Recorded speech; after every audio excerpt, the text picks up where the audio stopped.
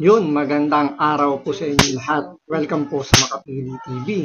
So, yung pork barrel po ng magpinsan, magkamag-anak po pala, si Sandro Marcos at si Martin Romualdez, halos umabot pala to ng 30 billion. So, ang tanong dito, bakit pinayagan ni Bongbong Marcos? So, ibig sabihin, kinukonsinti talaga ni Bongbong Marcos yung mga magnanakaw sa gobyerno na nakawin yung pondo ng bayan. So meron pa silang mga modus dito na itinatago, pero yung pagtago ng pondo parang pinapakita lang na basta ito may tatak Marcos, pwedeng magnakaw. So ito panoorin po natin, pero bago ang lahat, kung hindi ka pa nakasubscribe sa Makapili TV, baka naman pwedeng pakipindot po muna yung subscribe button at the same time palike na rin po ng video, wala naman pong bayad yan, kaya pindot na. So ito panoorin po natin. Umabot sa 30 bilyong piso ang tinatawag na allocables ni na Presidential son Sandro Marcos at former House Speaker Martin Romualdez. Ayon sa PCIJ, ito raw ang bagong muka ng pork barrel at ang dalawa ang alleged pork barrel kings. May sagot naman ang Malacanang dito. Ang detalye sa agenda. Ayan ang pork barrel king, grabe. Tingnan mo, itsura pa lang, oh. Parang kakadala ng pyramid! Ba't ganyan itsura niya, no? Sorry hindi ko naman nilalait, ha. Walang kasamang panlait to, ha. Nagsasabi lang ako ng naoobserbahan ko. Pero itsura niya, itsura ng mga tomboy, no?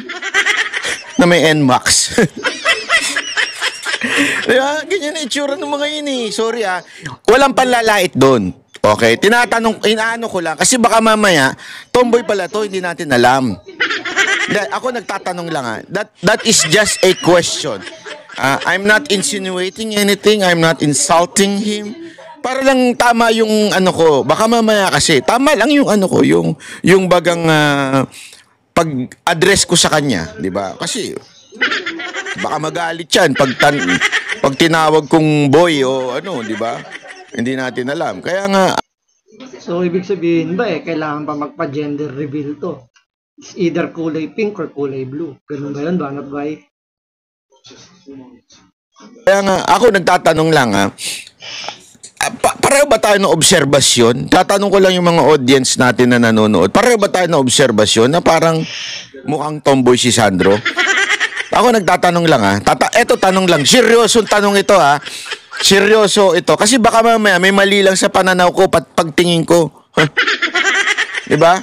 Report ni Ivy Reyes. May tiwala ang Pangulo sa anak niyang si House Majority Leader Sandro Marcos na kaya nitong tugunan ang mga kwestiyon laban sa kanyang allocable projects sa 1st District ng Ilocos Norte. Ang allocable ay termino sa DPWH na nangangahulugan na automatic funds sa ahensya para pondohan ang mga infrastructure project na nakatuon sa social development. Sa isang report ng Philippine Center for Investigative Journalism o PCIJ, napag-alaman na top 1 and 2 sa listahan na may pinakamalaking allocables si Congressman Sandro at si presidential cousin and late 1st District Representative Martin Romualdez. Grabe. Ayon sa PCIJ, sa 1.2 trillion peso allocables mula 2023 hanggang 2025, 15.8 billion pesos ang napunta kay Congressman Sandro at 14.4 billion pesos naman kay Congressman Martin. Alam naman po ng Pangulo. Nako, ayun na naman siya. Kasalanan ni Duterte kung bakit malaking allocation nila. Sigurado tayo dyan, kasalanan ni Duterte yan. Alam ni Congressman Sandro Marcos ang kanyang ginagawa at alam niya po kung paano ito sasagutin. Nagsimula ang pag-usbong ng allocables noong 2023 sa ilalim ni dating DPWH Secretary Manuel Bonoan sa pamamagitan ng tinatawag na BBM Parametric Formula o Baseline, Balanced, and Managed Formula. Grabe, no? Ang tawag pa nila doon, ha? Sa ganong klaseng sistema, eto, nakita nyo yan? Grabe, no? Ayan, no? Ang tawag pa nila dyan, yung, ano ba yan? Ulitin natin, yung allocation budget calling for DPW8, ha? Baseline, balance, manage. BBM. Talaga, tangin na. Yan ang tinatawag na kapalan na lang talaga ng muka. Proud pa. Ganun eh. Ayan na. Hindi ako nagsabi niyan, ha? kung paano ito sasagutin.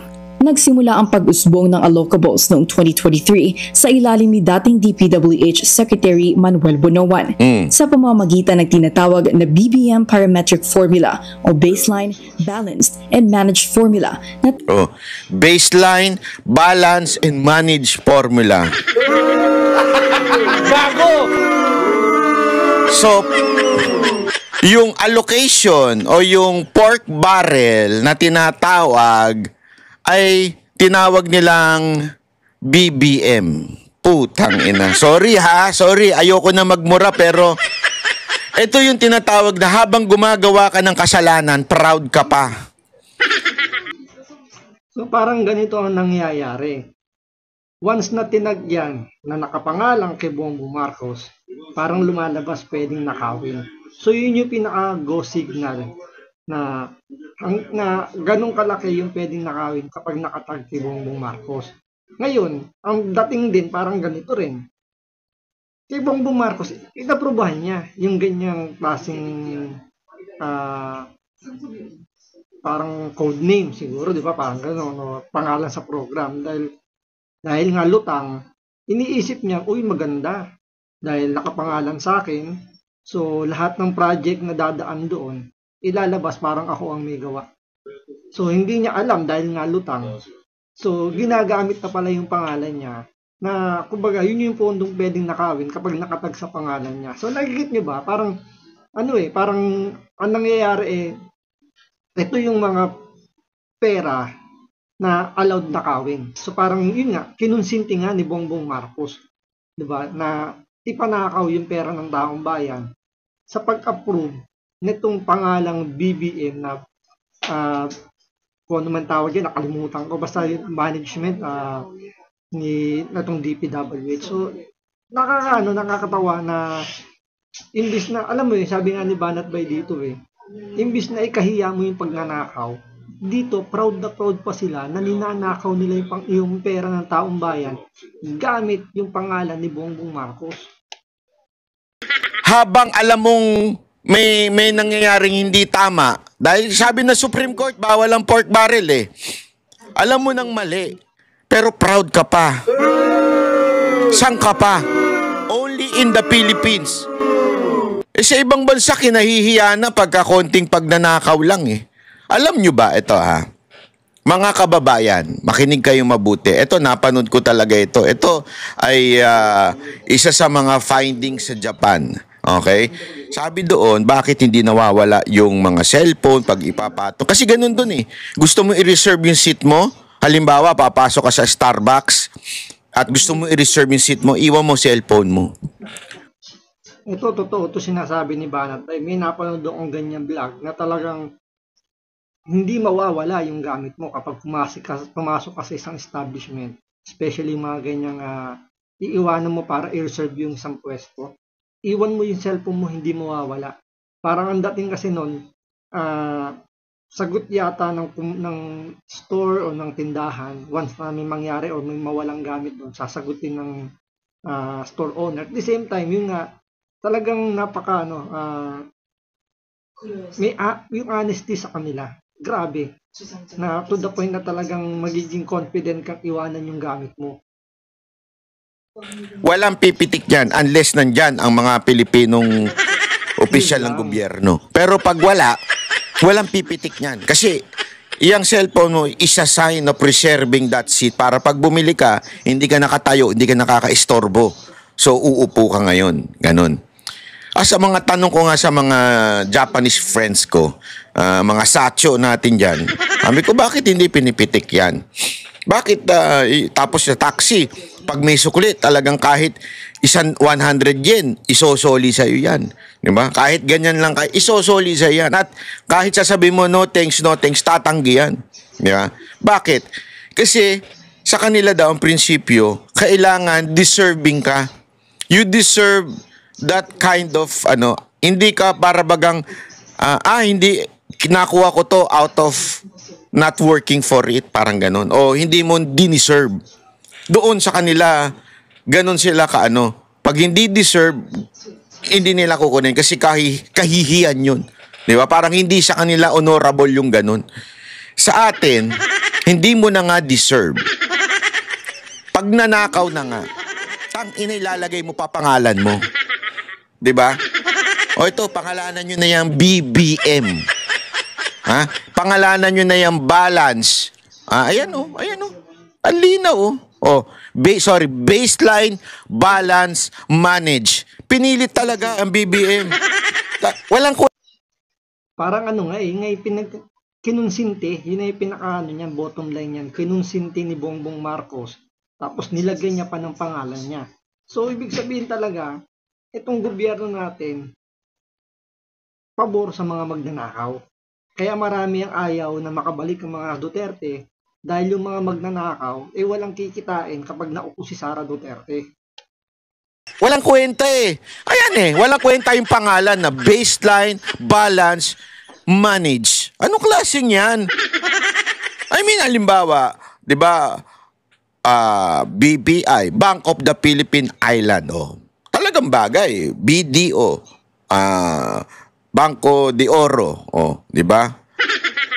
Alam mo yon, yung talagang tama. Dito, parang nakaisip lang. Basta, ipilit natin BBM.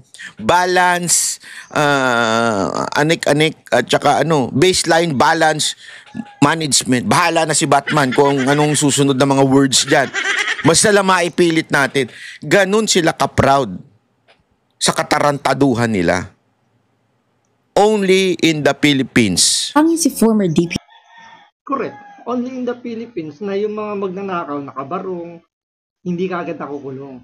Pero kung ang magnanakaw ay nakasando, nakatopless, alam niyo yung kitang-kita mo kaagad yung kahirapan ng buhay. Kapag yan ay napaginalaan, kulong kaagad. Pero kapag ikaw ay nakabarong, magnanakaw ka, hindi ka kaagad makukulong. Only in the Philippines. Former DPWH Undersecretary Catalina Cabral lang daw ang nakakaintindi, ipinapasok ang mga allocable sa National Expenditure Program o President's Budget. Kung bakit nanunuot mula sa district. From the President's Budget yan, Ladies and gentlemen, 30 billion ang allocable ni Sandro at ng pinsan niyang si Martin Romualdez. Isipin mo, sa 2 congressman pa lang yun. Meron pang ibang congressman na nasa top 10, ang allocable more than 10 billion. So imagine mo na lang yun, nasa 100 billion po. Yung allocable na yan. At galing yan sa Office of the President. Tapos sasabihin nyo, walang kinalaman ng Presidente sa nangyayaring nakawan dito sa bayan natin. Kaya yung mga bulag dyan, magising, dilat nyo na yung mata nyo, natutulog pa kayo, lutang pa kayo, gising-gising naman. Ninanakawan na tayo ng harap-harapan ng administrasyon ni Bongbong Marcos, pero ang nakikita nyo, si Marcos pa na pinakamalinis. So maraming salamat po sa panonood. Ingat po kayo lagi. God bless.